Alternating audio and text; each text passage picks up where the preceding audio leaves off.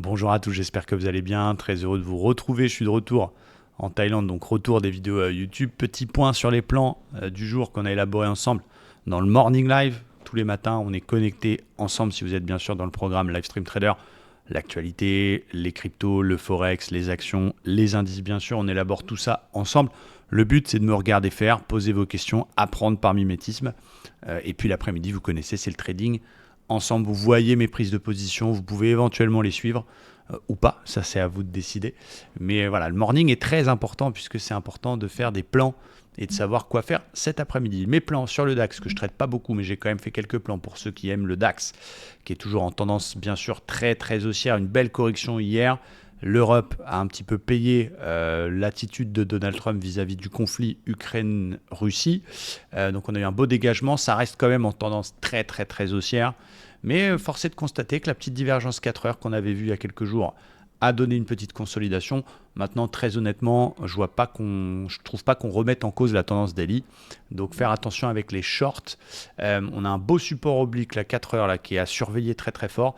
Et bien sûr, la zone 61,8 qui est à peu près l'objectif de la divergence 4 heures, en cas de correction un peu plus marquée. Donc j'avais fait plusieurs plans du côté du DAX. Un plan dans le flux logique, puisqu'on est en flux baissier, on pourrait quand même surveiller une sortie d'opère par le bas, voilà, pour aller chercher justement le support oblique. Bon, il n'a pas voulu aller chercher ça.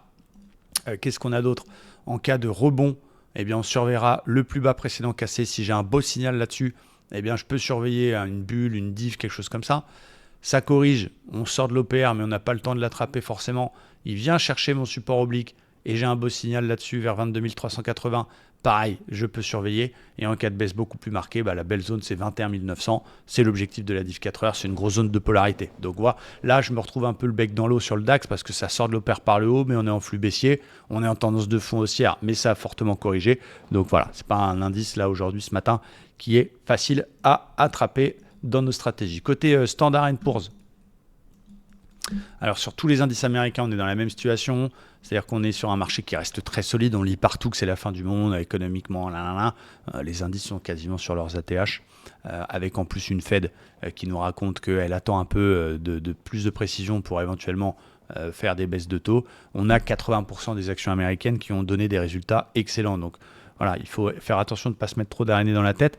Le Standard & Poor's, il est sorti d'un canal avec une grosse bougie impulsive. Depuis 2-3 jours, il fait du surplace. Il ne sait pas trop s'il est mâle ou femelle parce que fondamentalement, il y a une attente. Il est dans un range magnifique avec une zone basse 6128,30. Donc moi, je vais travailler de deux façons. Pour l'instant, plutôt des achats en priorité. Un achat en cas de retour sur le bas du range, même jusqu'à 6110. Voilà, ça corrige un peu, on a un beau signal là-dedans. C'est un niveau qu'on peut essayer d'attraper si on a un signal type justement divergence haussière, bulle, etc. Et l'OPR à exploiter parce qu'on repasse en flux haussier. Si on casse 61,8, si on a une belle convergence 61,8 avec l'OPR cet après-midi, eh ben, c'est un truc que je vais faire. On continue de rebondir, on pète 61,8 de la dernière vague de baisse. On vient faire une sortie d'OPR cet après-midi. Voilà, si ça converge, c'est magnifique. On va chercher les plus hauts d'hier et pourquoi pas plus. Si affinité, c'est un peu le même plan du côté du Nasdaq. Je rappelle qu'en daily, il est quand même sorti d'un joli canal. Et désolé, ça bug un peu TradingView parfois.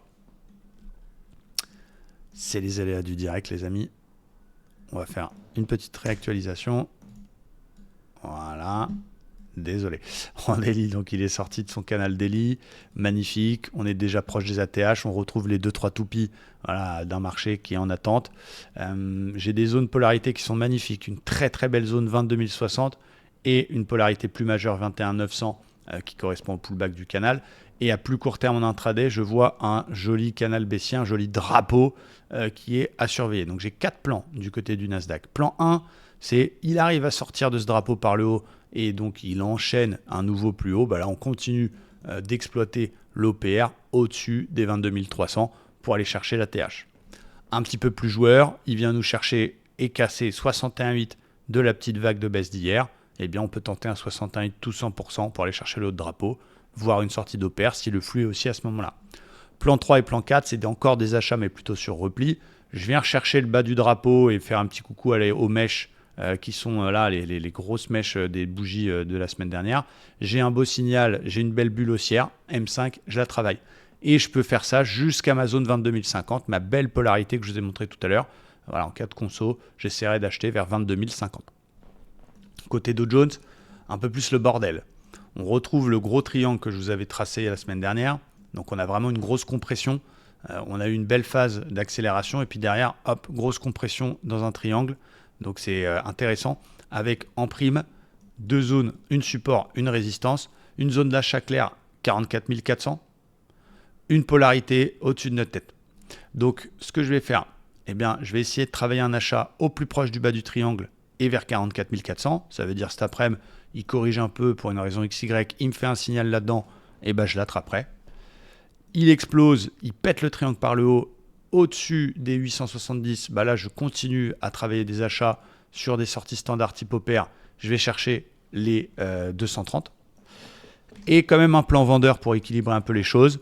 Je viens chercher le haut de triangle, j'échoue sur le plus haut précédent, je me fais un signal type divergence baissière, je peux tenter une vente. Ça ne sera pas mon plan préféré, mais je le ferai si j'ai un signal qui m'offre un beau ratio. Je suis content, cette semaine, elle est encore dans le vert. On a fait une belle session mardi, un SL sur un signal qu'il fallait prendre, un joli TP sur un signal également sur le Dow Jones.